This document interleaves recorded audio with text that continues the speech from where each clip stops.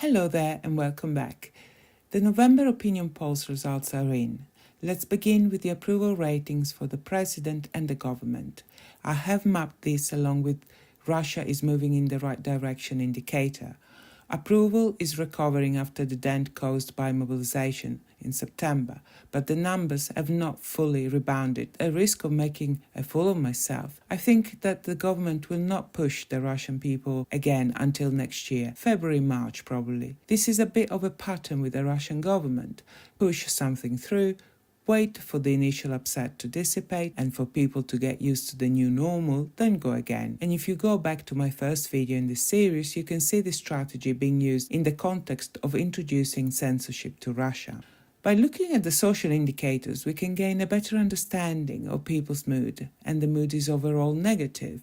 Both the social sentiment index and the consumer sentiment index are below 100, which marks the neutral point. I plotted here the employment prospect sentiment as well, even if this index ranges from 0 to 100 only. But what is of interest is that although people are quite confident that there will be jobs available, this confidence is not translating into economic activity in the form of purchasing or planning to purchase big-ticket items. The consumer sentiment index is negative. The cause for this could be inflationary pressure or the scarcity of well-paid jobs. Now, let's compare 2014 with 2022. Approval for the president is still lower in 2022. However, the government is faring a bit better than in 2014. The consumer sentiment index and the social sentiment index are pretty similar, but perceived employment prospects are better in 2022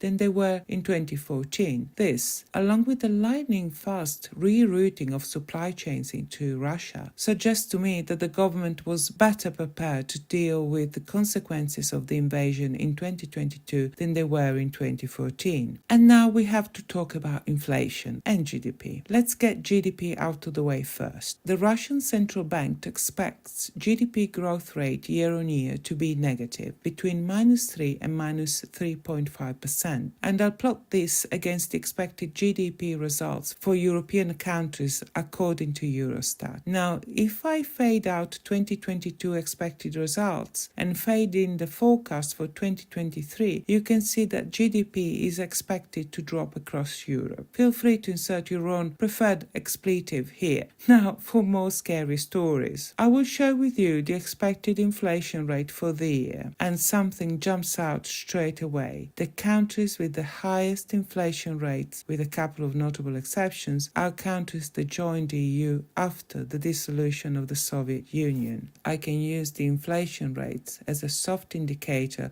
of the exposure to Russia of these economies and highlight a division inside the European Union. Steps taken against Russia by the EU are going to hurt states whose economies are closer to Russia harder than the rest. Inevitably, on one side of the line, this will cause resentment and discontent, and the countries on the other side of this line are not doing that well economically either, and there is a limit to how much money they are willing to provide on top of what they are already doing, and the additional costs of supporting Ukraine. Again, this will result in discontent and resentment. But to stop support for Ukraine and rolling back sanctions will fracture and weaken the EU, and supporting Ukraine and maintaining or even increasing sanctions will fracture and weaken the EU too. On the other side, the opinion polls suggest that consensus in Russia is holding, and the economic data so far is not good, but not catastrophic. Russia doesn't need to win in Ukraine. About 7.5 million Ukrainians have left, and about the same amount of people have been displaced inside the country. That's nearly a third of the entire population. If you add in the casualties of war and the systematic destruction of infrastructure, the damage to Ukraine is deep and long-lasting. And